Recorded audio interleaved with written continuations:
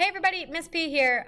So I want to take a look at a quantitative example that it's more so for cohort B than cohort A since we did this in class. But some things came up in our discussion that I think would be helpful for everybody to see. And I've also gotten a couple emails. So hopefully this video will help answer some of those questions. So if you haven't looked at it already, in the learning plan, it's step 2, class example for quantitative graphing. And then I said it's optional for at home. So it's still optional, but I think this will be helpful. So if you go ahead and access that link, it will bring you to this example problem, and it's a pretty basic problem where I say, here's a position versus time graph. I want you to quantitatively create the velocity versus time and the acceleration. Well, this goes back to our big picture where we said, I know that the slope of a position versus time graph is velocity, but what do I do when it's curving? What do I do when it's that top opening? Because when you have that top opening, your slope is constantly changing. And that means that you can't just take the slope once and have an answer. What you have to do are those 3 steps, where we break the graph down into smaller and smaller and smaller intervals, and then get the velocity for the smaller interval because that will be more indicative of the velocity that you had for that section. But it's still not perfect because even if you get it super small, it's still changing, even by a minute amount. So what you pretty much do when you take it down to that smaller interval is you're taking the average velocity of that time interval. And that average velocity does occur somewhere because we need definitive points that we can plot for that velocity versus time graph. So that average velocity, like all averages, occur at the midpoint. Just like if we were to take everybody and line them up by height, the average height person would be located in the middle. So that's where, and I'm going to go ahead and pull up my key.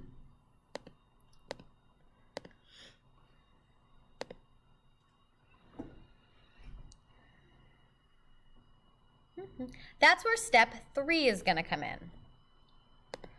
So pretty much what you're doing is, like I said, right off the bat, you're breaking everything up into sections. So what I did is I broke it up into 0 to 0.5 is section 1, 0.5 to 1 is section 2, section 3 is 1 to 1.5, and so on and so forth. So I shrunk it down into that smaller section.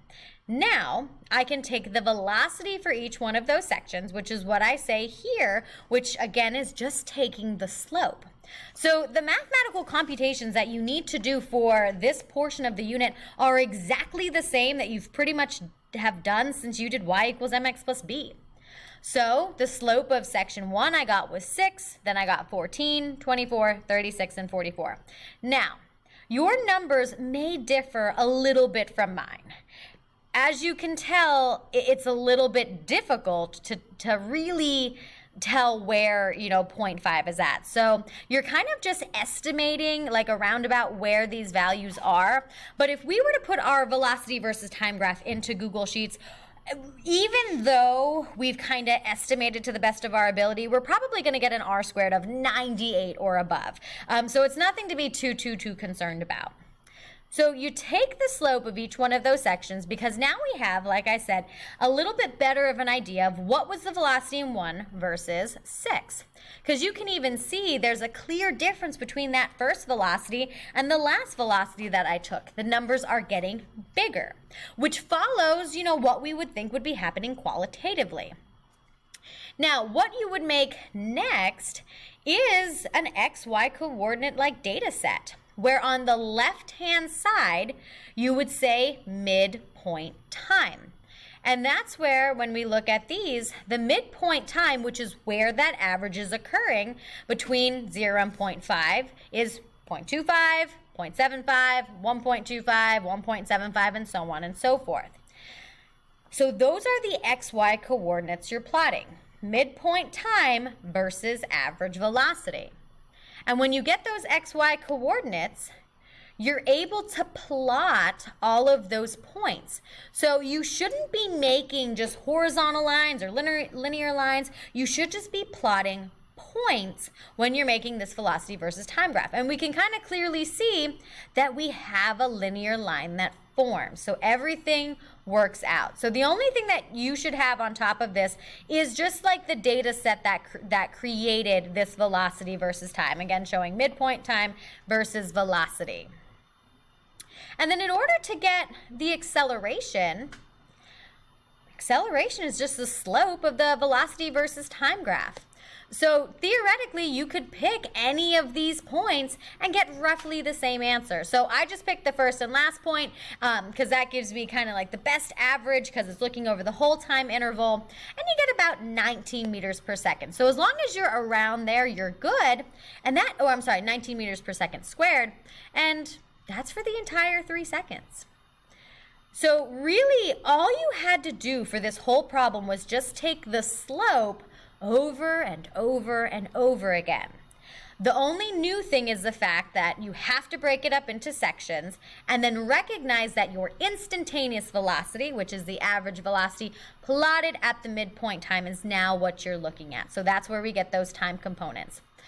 The biggest error that I've been seeing is people will recognize like, okay, I know I got to deal with the midpoint time. So they go to 0.5 and then say, okay, well, that's like 2 divided by 0.25.